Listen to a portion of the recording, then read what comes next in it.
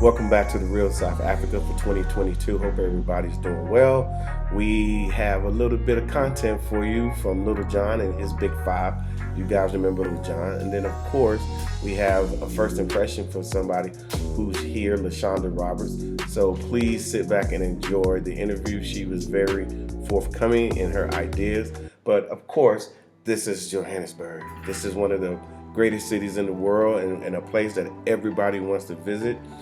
It seems like because in 2021, even through COVID, we'd had a lot of people that came to Johannesburg and found themselves totally amazed about what's going on here in South Africa. So obviously you're going to be next. And then of course, we want you to like and subscribe to this video. But yeah, South Africa is off the chart. And of course, now we have Lil Jon, so check him out. You come to South Africa, you have to create what they call your Big Five, ladies and gentlemen. Number 5 is what they call in South Africa quad biking, but we call it four-wheelers, ATVs, and what we did on the quad bikes and the ATVs, or whatever you want to call it, we went up the mountain through vineyards, breathtaking, incredible views. And then you go up, you get up to the top, you have this crazy view of Hermanus. You can even see whales in certain parts of the year right here. And then you can go back down and go through some crazy trails on the way back. And I just had a great time, and just the views, man. The views going up and down the mountain were insane. Number 4, sandboarding. We were off in Atlantis Dunes. Just getting it, man. I had a great time. I never would have thought I could have ever done that in South Africa. Took me a couple tries to get it, but I was an action sports superstar. Number 3 on Lil Jon's Big Five, shark cage diving. Now this is one activity that South Africa is really famous for. People come here to get in the cage and do the sharks, and I got to experience it. On this day, we saw about 8 different sharks. The biggest shark was about 15 feet long. That is 2 cars. That is pretty big, buddy. Everybody needs to try this before you die. You need to get in the water and shark cage dive. Number 2, we almost number 1. Number 2 though, when you come to South Africa, you have to experience some of the wildlife. So, walking with lions, pretty intense. I got to hold the baby lion, pet the baby lion. Safari, I went on a safari, a game drive. It's amazing. It's really amazing. It's crazy to be close to lions, close to elephants. You have to come and experience South Africa's wildlife safari. That's number 2 on my list. We have gotten to number 1 on Lil Jon's Big Five. Number 1 is the culture and the heritage of South Africa. I was privileged to go on a bike tour through Soweto. I got to walk through Nelson Mandela's house, going to Robben Island and visiting the prison where Nelson Mandela spent 18 years. And to see what his day-to-day life was like, to see where he slept, to see where he worked, it struck me really hard. You know, the energy of that place really went through me. You know, you don't really have any words because it's just so powerful, the energy of the whole experience. So I don't even know what to say. It's like you can't even ask a person a question right. So number 1 for me was to experience all of that culture and heritage, and to come to South Africa and to understand their struggle and to see their triumph over apartheid, and to see how the country has changed, and to see and understand where Nelson Mandela came from, and to becoming president of this country. It just really hit me.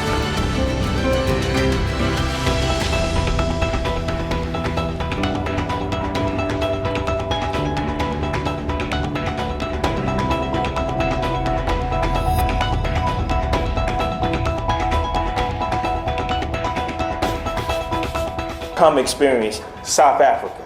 All right, hello everyone. This is Latasha Blanton with The Real South Africa, and today I am so excited because this young lady and her girls have been trying to get here, and when they finally got here, I was excited, she was excited, and I finally get to meet her. If you will introduce yourself to the people and let them know who you are, where you're from. Sure. Hi everybody, I'm LaShanda. I live in Los Angeles, near Long Beach area.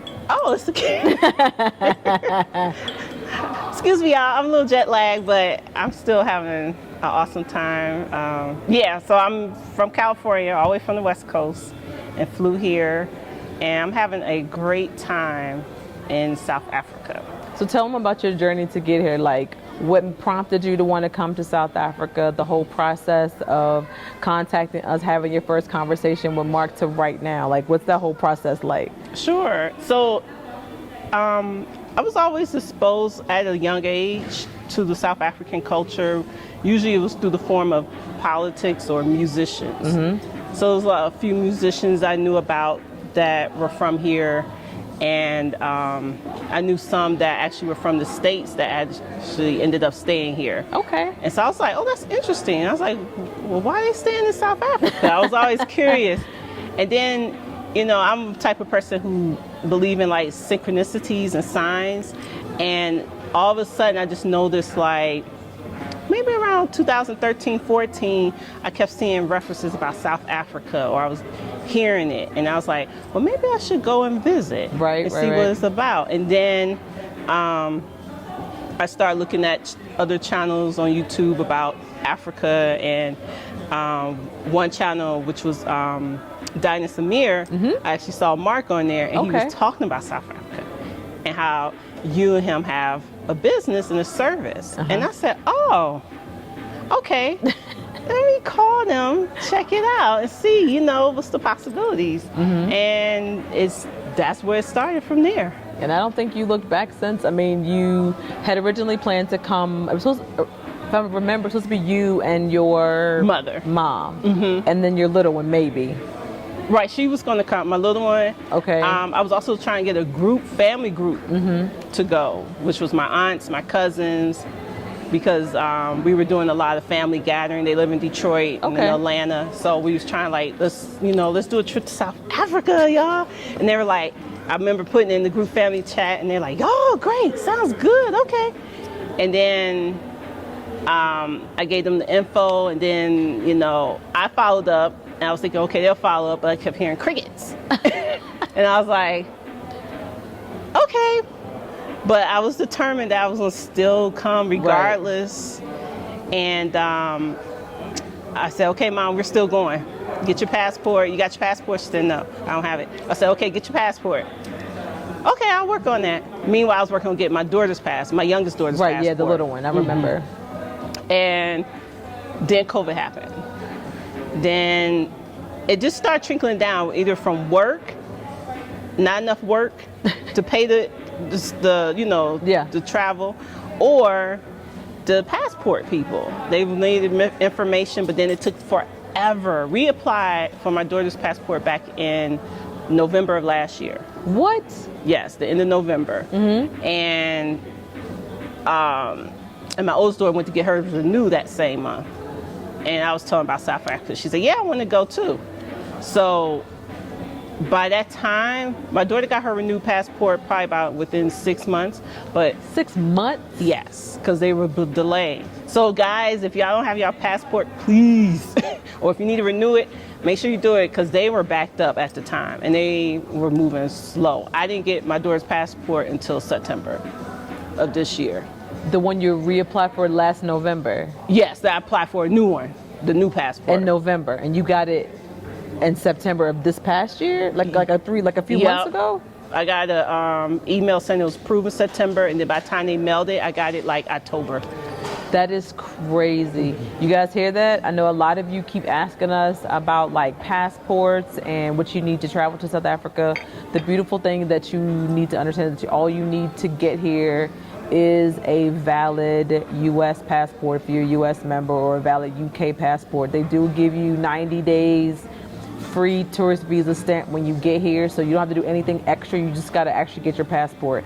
I do know some people that have said, oh, well, I'll just get it expedited, but I will tell you that even the expedition is still taking, from what I understand, I have several people that have tried to expedite their passports, and it is still taking longer than normal to get passports back. So if you are needing your passport and you're trying to travel in the next 6 months or even the next 12 months, I would say do it yesterday. Yes. Go to the post office, because you need to physically go to the post office. Right. You can get your picture taken there as well. Mm-hmm. I know in the U.S. you can get maybe pictures at CVS or whatever the case may be. Yep. But just if you can get it all done, do it. Make sure you follow up. But it is a process. It's not like they'll get it back to you in 6 weeks like they normally do. As you can hear her say, it's taken a while. So. So we're glad that the little one got her passport. Now, so with your mom, did she never get her passport? Is that why she didn't come? Like, what was the process with that? Right. So she never got her passport. Mm-hmm. So she wouldn't have gotten in time for when we So wanted you was like, to go. are we out? Yes. And then she mentioned... Yes, I left her. Not intentionally, y'all. I tried. And then she said, well, COVID. And then that came up. So another excuse. Right. Gotcha. And that's where I realized that was the real fear. And then that was kind of the delay of her getting her passport. Right. And if your mother's older, we understand, some people don't want to, travel because of that or whatever the case may be. But since you've been here, speaking of COVID, what would you say the practices are? Do you feel safe here with COVID? Do you feel like you've been overexposed? What's your experience been like as far as COVID's concerned from the time you got on the plane to the time you've been here the last couple days? I would say I feel real safe. They're going to make sure that you're safe. You're going to have your mask on. You're going to have these wipes. Even at the airport, I have to show them. They're going to give you these. So She kept them. I kept them, yeah. And then when you go to these, they have stations all around and you don't even have to touch it. You can put your foot on it. They're serious about sanitizing and safety protocols and measures here. And you just do your part and your best part as well to observe that, and I appreciate it and I understand it. I'm not annoyed by it. For me, it's like they care. They're looking out for you. And it's not, I think for me, the traveling process is a hassle as far as maybe if you're trying to take a test, and because it was the holiday season, and because what's going on in America right now, there was shortage of tests. Home tests were all out in CVS, Walgreens. You had to go make an appointment, and sometimes they didn't have it, and you may have to drive further out. So just be prepared if you're in the States that depend on your area. I know in California, California is a whole different being in itself. She was like, and let's just, California, just God bless them. Yes, exactly. God bless them. God Right. love them. God love them. So you've been here a couple of days. Now, just overall, you got here a couple days ago. What was your first, because I think the first day, I usually give people a first day of downtime. What did you guys do yesterday? How did you feel yesterday when you got here? Yesterday, so we had kind of this extra day, which I'm glad now, because it gave me time to rest, but we really didn't rest because my oldest daughter, she had to go see what was out there. So she was in the malls. Then I'm like, okay, I want to go see what's out there too. So me and my daughter, the youngest daughter, go. And I would say we did that. We got room service because by the time we got in, it was a little late. Right. And the food was good. It was like, okay. When I got up in the morning and saw the view, because it was dark. It was pretty when it was dark. But just seeing that view, I was just so because it's beautiful. You just don't, you have to be here to see how beautiful it is. And there's beautiful landscape everywhere in the world. But here, you just you don't really know because they only show certain parts, or you don't just know because they don't really talk about South Africa like that in the States unless it's a crisis or it's a political uprising or, I know they was talking about something that happened earlier this summer with the looting, but they don't talk about the other aspects where there's so much land out here, so much greenery. So many nice architects, landscaping. I mean, they got Mercedes pickup trucks out here. I've never seen a Mercedes pickup truck. Our tour guide Herbert pointed out to me too. He's like, you know, they don't have that in the States. And I looked, I said, you know, they don't. We have the crossovers, the SUVs, and the sedans, but we don't have pickup Mercedes trucks. It looks like a Ford 150. Well, a truck is a van and a van is a truck here, so. Oh yeah, and that too. Because we're talking about fries, elevators, and that's chips and lifts. Yeah. And then potato Trolleys. chips is what they call crisp. Yeah. So we call them grocery carts, they call them trolleys. Oh, trolleys. Yeah, see? trolleys. So I didn't know that, but now I know. So they're probably like, huh? Like, what's she talking about? Right. When you get food to go, it's takeaway, not Takeout. You had to learn that the other day, right? Oh, yes. Yes. It's like, I want to take this with me. What? It's takeaway. Yeah, because that's my daughter yesterday when we was at the restaurant. She said, can we have a box to go? And she's like, huh? Exactly. I said, takeaway, carry out, to take home. Oh, okay. And he was like, all right. So I was like, all right. Takeaway. We're going to get that together. Takeaway. Right. You got to have a takeaway. Now, you have your oldest daughter here with you. What is her, I know, I should probably ask her when I meet her, but I know you said she's on the phone, which is what young people do. What is her take so far on being here so far? Like, how's she making it? Because you said she went out last night. Right. She loves it. Is she going to get on the plane with you to go back home, you think? I hope so. It's like, it's a very strong possibility that she might not. Right. She might not. Now, overall, just, I'm interested in how you actually feel being here, being that you waited so long to get here. Like, how do you actually feel being in South Africa? Honestly, I feel like I'm at home. And I know it sounds interesting, odd, because, home, my residency is in the U.S., but I feel like it's physical, but spiritually, like last night I just had a moment because it was just like, I actually cried a little because I was just so overwhelmed with just the feeling of feeling that peace and just feeling like I'm somewhere where I belong, I guess that's what you could say. And it's not because it's just different. It's hard to explain. Because nobody did anything special, I'm sure. No, it's just coming and going day by day. You greet people, you see people. But it's something about your physical and your soul just being here in this place. And then just knowing, like when I was on the plane and I was crossing, I had woke up in the middle of the night and was crossing that ocean. And I was kind of a little scared because it was so dark, you can see no land. And then I just thought about the journey our ancestors took on that boat, on those ships, and how they were coming there. And it just hit me like, wow, this is really powerful. This is something significant. We actually have opportunities to come back, to reconnect, to regroup, to revitalize, re-energize, however you want to do it.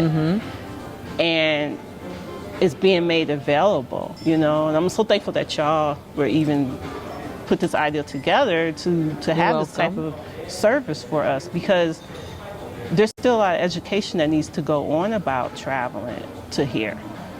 So speak about the education, because I think you have, your youngest one is 8, that's with you, correct? Or 9? 8.5. 8. She's 8.5. Yeah, that's what she'll tell you. And she means that. Yeah. She's 8.5. Your youngest one's 8.5. Now, what does she believe before she got here that she doesn't believe now? I think the fear. So she was afraid as well. Right. Afraid of the distance. Because even I hear people say, oh, that's a long flight. Or it's like another world when you're in America. It's kind of, I don't want to say out of sight, out of mind, but it's kind of like it's a distance. And you're focusing on what's going on in America. And when in actuality, you got options. And I'm learning that. Just being here was like, why did I come here when I was 30, 35? Why didn't try this journey back in 3 years ago, 2017, when I was going through some different things at home. you know, and I'm still processing certain things that I'm at home because there was certain lifestyle, certain things I expected for myself at this age by this time. 100%. And it's been a struggle. And I live where y'all live too. I used to live in the DC area. Yeah. I used to live in Alexandria when I was stationed at Bolin Air Force Base. I loved Bolin, so shout out to Bolin. She's like Air Force? Yeah, Air Force. So like, it's not like I never traveled before. I traveled I traveled a lot of places, Caribbean, Mexico. You just went to Portugal recently, Portugal, yep. I went to Portugal, got stuck in Spain for a layover. Wasn't too thrilled about Spain, but It's the first time I've heard that. yeah, it's just, the energy is different there. Heard that too. Yeah, it's not a place I would be like, let me go back, you know. But Portugal, London, those areas are great. But South Africa is awesome. It's just... So comparatively, like obviously you enjoy traveling. You've been to those places that are highly advertised in a positive light. You know, when you talk about advertising for South Africa, you openly admitted that, you know, it's not necessarily, you know, something that's positive, because you said your 8.5-year-old was fearful. But now that she's here, like, where is she at now? And it's only been a couple days. Like, how is she now?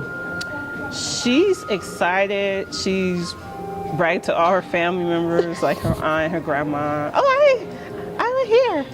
I did this. And she's asking about Nelson Mandela. Okay. And she's really inquisitive about the culture and the surroundings and of what's going on. And that's great, because I want her to experience that. I'm glad she's experiencing this now versus when she's older. So at least she has a benchmark where she can look forward to. Because at the end of the day, honestly, I would say it like this. I know this is probably the place I'm going to retire. I've heard that. I think you should. I think you should. I think this is where, and I just want them to see. So if y'all know, this is where y'all mama gonna be. If y'all looking for me, right? I'm gonna be back down there somewhere. Right. Just let me look. You can call me the day before you leave. I give me a whole day to prepare, because I got a whole day for you to get here. Exactly. I'll make sure you got somewhere to sleep. Right. Because I didn't say I was gonna get a room big enough for everybody. Right. This is for mama. Yeah. No, but that's good. I'm glad that she is able to say, yes, I was afraid. And in a very, you know, less than 48 hours, she's just like, oh, like this is okay. Because when I met her a second ago, she seemed super comfortable. Like she was just like, all right. Yeah. She wasn't afraid. She wasn't trying to be up under you. She was just like, I'm good. Let me. Yeah. And she's looking forward to the safari. Oh yeah, definitely. Definitely. Now today you guys went to Soweto. And I think you had Herbie with you. Yes. So how was your day? It was great. I'm still recovering from jet lag, so luckily I got up in time because I missed my alarm. But it was so worth I wouldn't even call it hassle. It was just worth the rush. Like I had to rush myself to get together. But when I got there and just to see, I was just tremendously. I was just in awe with the information I received, because you think you know some stuff, but you really don't know in depths, you know, and knowing about the depths of, you know, Youth Day and how that was created. Yeah, you know, and why it was created. Right. Yeah. And I remember seeing Serafina when I was younger. Everybody loves Serafina. And I was just like, looking at the pictures and then thinking about the movie and the play, and I'm like, now you got to watch it again. You'll have a greater context. It'll make so much. And then when they're singing the songs, and if you hear the translation, you'll understand like exactly what they're talking about and why they were so adamant about what they were doing on that day. Like it makes, it's great. And these were young kids. This was back in 1976, so it was like they were passionate about their movement, you know, and they had a cause. And just to know how they were treated during that. And even we went to the church where they went to go seek refuge, and just to see the bullet holes in the church. And it's crazy, right? Because that's considered blasphemous where we're of course. to shoot in a church. And to see that, and then just to see the pictures And to see Nelson Mandela mentor, you know, we don't hear about that in the States. Maybe some people who go into history scholar, Right. you know, fields, but I didn't know he had a mentor. And I didn't know, I think I knew a little bit about his first wife, but didn't know a lot. And to go to his home and to see it, and then to meet this neighbor, and she has like this, what we call barbecue. But A bride. yeah. A bride. And she was so nice. Like, we was buying some souvenirs from her. And then she just ended up like, because she had this big group that came in, they was wanting to eat. Yeah. So she's like, just give me a moment, I'm going to get them situated. I was like, okay, yeah, for sure. And I wasn't impatient enough. And she's like, come here, I want to show you something. So she showed me her house. And I was surprised because she just met me that day. I'm like a stranger. And she just showed me. She's South African. Yes. That's what they do. Wow. I told her, thank you. I'm appreciative. Because we don't do that. We don't We ain't do letting that. just anybody in our No.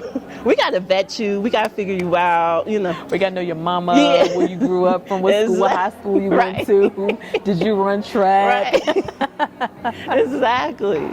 Your blood type. I mean, sometimes, seriously, you know. it gets real. Yeah. But she was just showing me her home. And I was just like, wow, she trusts me enough to That's show beautiful. me. Yeah. And she was telling me her plans and what she wants to do. And, you know, and I was encouraging her because I was into the entrepreneur field and I understand how having that is something. And I was encouraging her, well, like, yeah, I see it. That's good. You should do it. It's a tourist, you know, like, Yeah. And I wasn't just saying it to be saying it to her, but I could actually see her vision. And I wanted to let her know that this is great. I support you on that. And then, you know, we came back, went to the church. That's when we went to the church. So we went to a couple of places. And then we had food, which was great.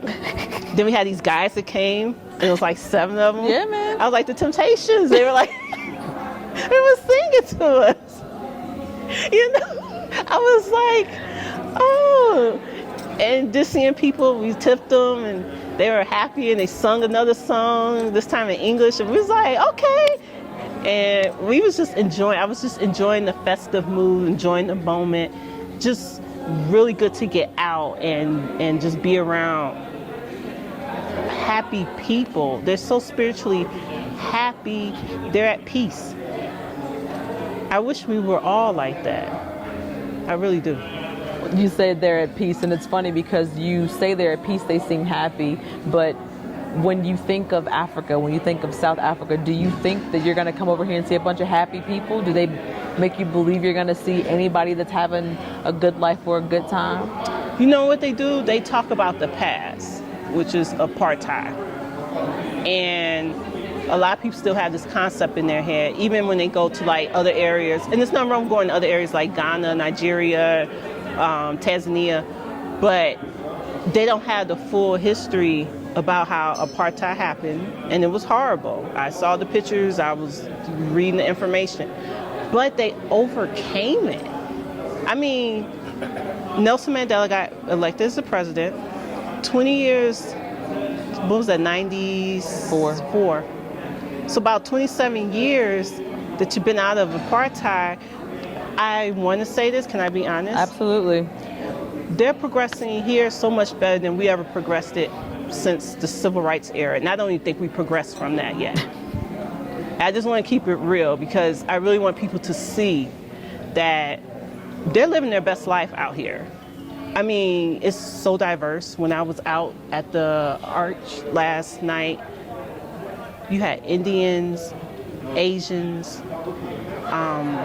blacks, whites, everybody's together. Now they might be in their own groups as families, but people are together. From what I remember, apartheid, that couldn't happen before. So to see that and to see people are in their own elements, you know, whether it's their own careers, own jobs, you see successful black people, you see successful white people. Everybody has their own lane. That's an element that we are still struggling to attain in America. I know we have a black president in America. We had different democracy rules and laws that came into place. You know, we have Dr. King Day.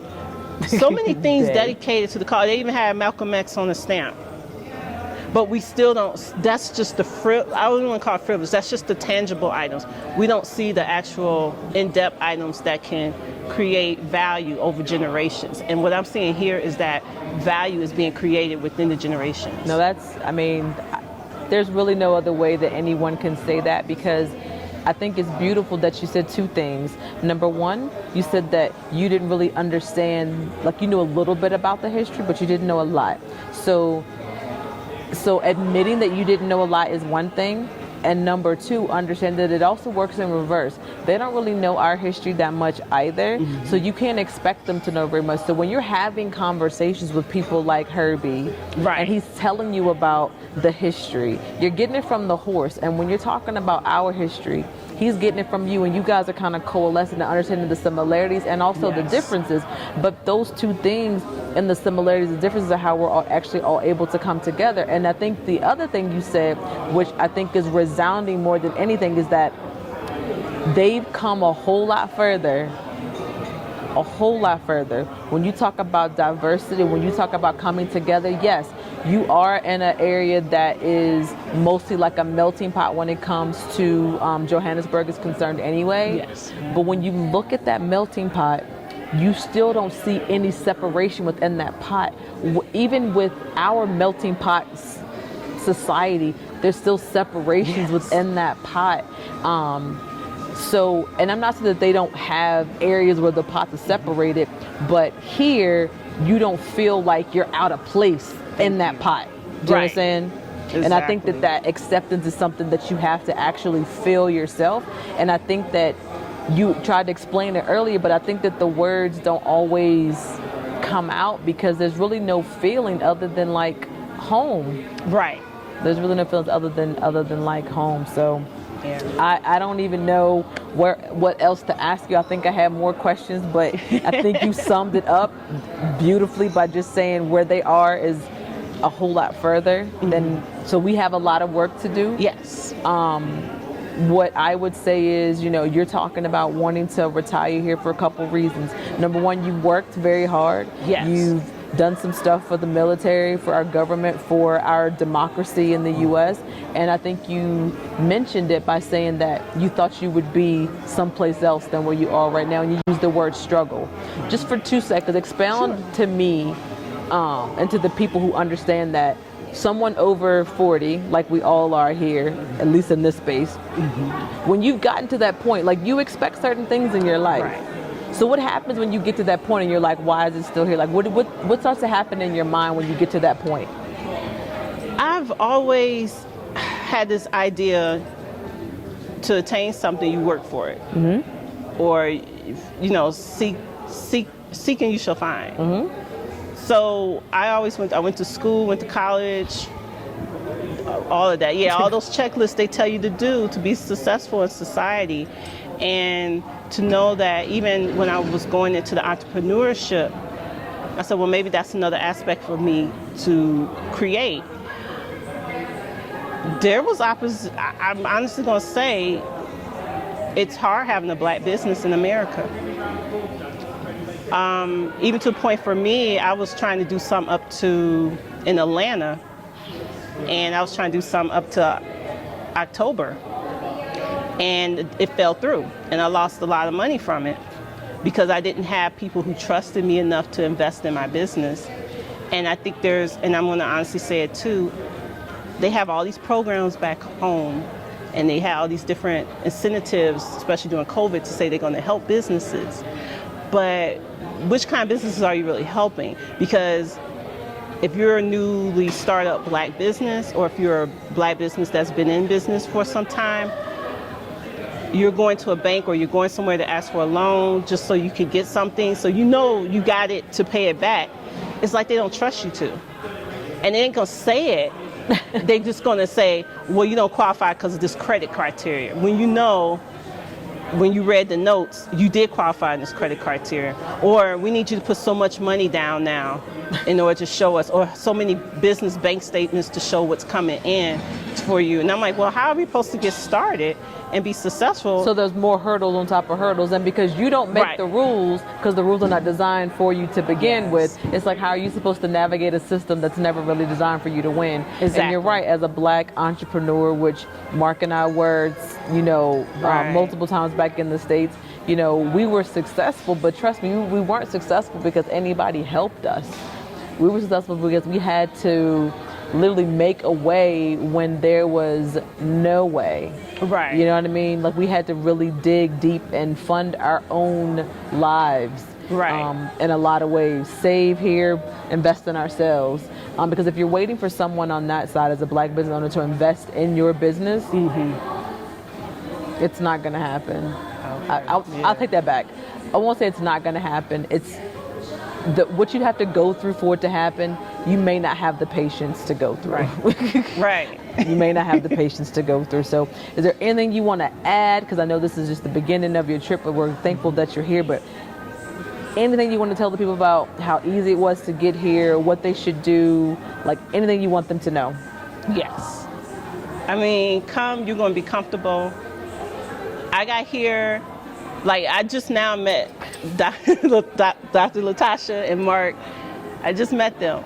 But it wasn't like I had so many other things to do though. Like they really had the itinerary schedule where you're going to be busy and then they're going to put you with good people to take you around and to educate you and they're patient with you. Like, you know, I was asking them about the gratuity system because, you know, the currency is different and it took me a minute to process it, but Herbert was just really, you know, let me know, okay, and I'm like, do I tip the guy, the groundskeeper who gave us the tour at the church? Because I wasn't too sure. Because some places in America, you know, they don't tell you. He was like, yeah, if you want. And so I tipped him. And then I bought service, you know, products and vending from a lot of the vendors and the entrepreneurs, Black entrepreneurs here that selling their items, and it's just investing into their community. And I just feel like, not to be on a tangent, but everything's just going to come together when you get here. And I understand what the previous people said in the videos before. I know they always talked about the food, okay? So I was like, well, I gotta get here and try this food, because that's what I'm hearing about. But the food is great, but also just to be in the experience of the moment of meeting people, understanding the culture and the history. And I haven't been yet to Durban, Cape Town, or Limpopo. There's Limpopo, there's Mpumalanga. Yeah, all these different areas that have other rich, vast culture and tribes and different ethnicities to explore and understand where they came from and their history. And I will be definitely doing that again. But this was just kind of like the launching pad, just to get here, get acquainted and affiliate. And I just love it. I really do. I just say, please come out. Take advantage of the opportunities while you can. If you get your passports, if you have a passport, come out here. There's no excuse why you shouldn't be coming to South Africa. Now I sound like them, right? No, it's okay. No. Sometimes they have to hear from someone else besides us, because it sounds like we're biased, and we're biased because there's only so many words I can use to describe it, because I always tell people my English is limited when it comes to express like how I actually feel living here every day. So for someone to only be here for, 48 hours or less and be like, yo, this is awesome. I've been walking around. My kids got their hair done. Like life is, like they found a place across the street. Yep. And the daughter's hair is absolutely, it's so gorgeous. I was like, I see your hair, boo. But they weren't afraid. Like you can't be, I won't say you can't be afraid of your own people, but you can't be afraid of your own people. No. You can't be afraid. There's no fear. And then even if you heard stuff before about certain things, I would just say you have to still experience it for yourself. You don't know really life until you live it and done it yourself. So what somebody else experienced here or may say about certain conditions that have changed, okay. But for me, she's like, I hear you. Yeah, I hear you. But for me, it's different, and I'm excited to say I love it here. That's what I would say. She loves it already. You guys will love it too. You know how to reach us. Please like, share, and subscribe if you haven't already done so. Thank you so much for watching, and we will see you guys on the next video. Bye, guys. Bye. Hello, everyone. As you guys already know, my name is Mark Edward Blanton from the Real South Africa, owner and operator of this wonderful company that brings you to South Africa.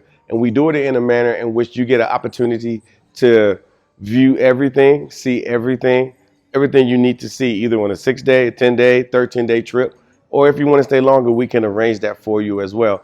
We do a lot of stuff. The best thing you could do is go to our YouTube channel if you're not already on it and subscribe, because when you get there, you will see a lot of information. We put out information all the time, which could be important or which is important for you to travel to Africa. So if you always wanted to come here, if you wanted to bring that DNA back to South Africa or to Africa, this is the best way to do it. So we hope to hear from you soon. And if there's anything that you need, again, make sure you subscribe to our channel, and also hit us up at info@therealsouthafrica.com. All right, guys, hope you enjoyed this video. We love the fact that our people take time to make sure you guys understand that, hey, coming to South Africa is a journey. The good part about it is it's been made very easy for you to enjoy yourself. There's no need for extra vaccines or a vaccine at all. You just basically need a COVID test and a passport. And then, of course, contact us at The Real South Africa, therealsouthafrica.com, or even email us at info@therealsouthafrica.com. And then you will be here, hopefully, telling your story, because I'm sure it is an amazing journey. It's nothing that people take lightly, that you actually leave America, even if you're just coming for a trip, 6-day, a 10-day, a 13-day trip, 30-day trip, to reconnect with Africa. So that's what we're here for, and we really appreciate you guys. So we hope to see you here in sunny South Africa.